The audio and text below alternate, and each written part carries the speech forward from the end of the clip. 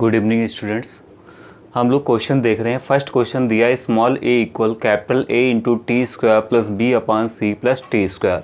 अब हमें क्या करना है, इसमें कैपिटल ए बी और सी की बीमाएँ ज्ञात करनी है। किसकी चाहिए? कैपिटल ए की, बी की और सी की बीमाएँ हम लोगों को ज्ञात करनी है। इसके लिए क्या करेंगे, सबसे पहले हम ए टी स्क्वायर को ले लेंगे किसके, ए के इक्वल में। जब इनको इक्वल में लेंगे ए और ए टी स्क्वायर को, तो यहाँ से निकलेगा ए टी स्क्वायर की बीमा इक्वल हो जाएगा स्मॉल ए की बीमा। क्या होगा? ए टी स्क्वायर हो जाएगा इक्वल स्मॉल ए की बीमा। अब हमें चाहिए किसकी बीमा? कैपिटल ए की।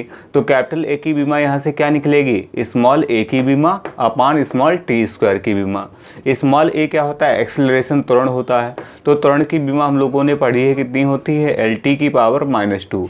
और टी स्क्वायर क्या है? समय है। तो समय की बीमा क्या हो जाएगी? Capital T. स्क्वायर लगा है तो इसका भी स्क्वायर हो जाएगा। जब टी की पावर 2 यहाँ से ऊपर आएगा तो ये क्या हो जाएगा? -2। -2 और ये -2 ऐड होके जुड़ के कितनी हो जाएंगी? टी की पावर -4 और एल ऐसे ही रहेगा, तो बन गई एल टी की पावर -4। उसके बाद हम लोग सी की बीमा निकालेंगे। तो जब सी की बीमा निकालेंगे, सी के साथ में टी स्क्वायर ऐड किया गया, तो सी की बीमा जब निकालेंगे तो इक्वल में हो जाएगा टी स्क्वायर की बीमा। और टी की बीमा क्या होती है? Capital T. समय की बीमा क्या होती है? Capital T. स्क्वायर लगा है तो इसका भी स्क्वायर हो जाएगा, इसलिए हो जाएगा टी स्क्वायर। अब उसके बाद B upon C plus T square की बीमा निकालेंगे। ये ले लेंगे स्मॉल ए के इक्वल में। जब स्मॉल ए के इक्वल में लेंगे तो इसकी इसके साथ क्या हो जाएगी? क्रॉस मल्टीप्लाई हो जाएगी इसके साथ में। तो बी की बीमा इक्वल हो जाएगा ए की बीमा into C plus T square की बीमा। ए की बीमा क्या होती है? त्वरण की, एल टी की पावर -2 और सी प्लस टी स्क्वायर में सी ऐड किया गया टी स्क्वायर के साथ, तो टी का जो स्क्वायर है इसकी बीमा लेंगे स्मॉल टी की, तो कैपिटल टी, इसका हो जाएगा स्क्वायर। -2 और प्लस का 2 जब ऐड होंगी बीमाएँ पावर, जब ऐड होंगी यहाँ पे, तो ये क्या हो जाएगी? टी की पावर 0 हो जाएगी। तो इसलिए केवल क्या बचेगा यहाँ पे? एल।